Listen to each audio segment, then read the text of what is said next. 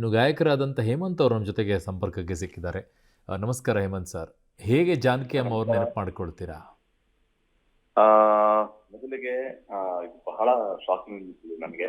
ಹ್ಮ್. S ಜಾನಕಿಯಮ್ಮ ಅಂದ್ರೆ ನಮ್ಗೆಲ್ಲ ಗೊತ್ತಿರೋ ಹಾಗೇನೆ ಆ ಗಾಡೆಸ್, ದೇವತೆ, ಗಾನ ಶಾರದೆ. ನಮ್ಗೆ ಈ ದಾರಿದೀಪ ಆಗಿದ್ದೆ ಎಸ್ ಜಾನಕಿಯಮ್ಮ ನಮ್ಮ ಸಂಗೀತದ ಪಯಣದಲ್ಲಿ. ಹ್ಮ್. ಆ ಇವತ್ತು ಅವರು ಇಲ್ಲ ಅನ್ನೋದು ಒಂದು ದೊಡ್ಡ ನಷ್ಟ ನಮ್ಮ ಇಂಡಸ್ಟ್ರಿಗೆ. ಯಾಕೆಂದ್ರೆ ನಮ್ಮ ಚಿಕ್ಕಂದಿನಿಂದಲೂ ನಾವು ಅವ್ರ ಹಾಡುಗಳನ್ನ ಕೇಳ್ಕೊಂಡು ಎಷ್ಟೋ ಜನ, ಕೋಟ್ಯಾಂತರ ಜನ ಬೆಳೆದಿದ್ದಾರೆ. ಅದ್ರಲ್ಲಿ ನಾನು ಒಬ್ಬ, ಅವರ ದೊಡ್ಡ ಅಭಿಮಾನಿಯಲ್ಲಿ ನಾನು ಒಬ್ಬ.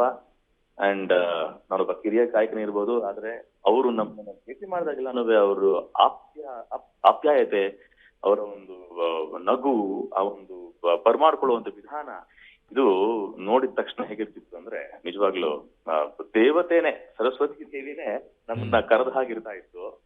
ನಮ್ಮ ತಲೆ ಮೇಲೆ ಒಂದ್ಸರಿ ಕೈ ಇಟ್ಬಿಟ್ರೆ ಅದು ಆ ದೇವಿ ಆಶೀರ್ವಾದ ತರ ಇರ್ತಾ ಇತ್ತು. ಸುಮಾರು ಕಡೆ ಕಾರ್ಯಕ್ರಮಗಳಲ್ಲಿ ನಾನು ಎಸ್ ಜಾನಕಿಯಮ್ಮ ಅವ್ರನ್ನ ನಾನು ಮಾತಾಡಿಸಿ ಅವರ ಆಶೀರ್ವಾದನ ತಗೊಂಡಿದ್ದೇನೆ.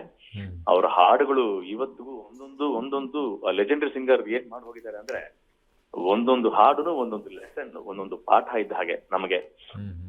ಅಂಡ್ ಆ ಅಮ್ಮ, ಆ ತಾಯಿ, ಆ ದೇವತೆ ಇವತ್ತು ನಮ್ಮನ್ನ ಅಗಲಿದ್ದಾರೆ ಅಷ್ಟೇ. ಆದ್ರೆ ಅವರು ಆ ಕಲೆಗೆ ಮಾಡಿರುವಂತ ಸೇವೆ, ಬಿಟ್ಟೋಗಿರುವಂತ ಒಂದಷ್ಟು ಹಾಡುಗಳು, ಲಕ್ಷಾಂತರ ಗಟ್ಟಲೆ ಹಾಡುಗಳು ನಮಗೆ ಎಲ್ಲರಿಗೂ ನಮ್ಮ ನೆನಪಲ್ಲಿ ಸದಾ ಚಿರಋಣಿಯಾಗಿ ಇರುತ್ತೆ ಅಂತ ನನ್ನ ಒಂದು ಭಾವನೆ ಸರ್ ಇದು. ಎಸ್ ಎಸ್, ಧನ್ಯವಾದಗಳು ಹೇಮಂತ್ ಸರ್ ಪಬ್ಲಿಟಿ ಜೊತೆಗೆ ಮಾತನಾಡಿದ್ದಕ್ಕೆ. ಎಸ್, ಜಾನಕಿ ಅಮ್ಮವರು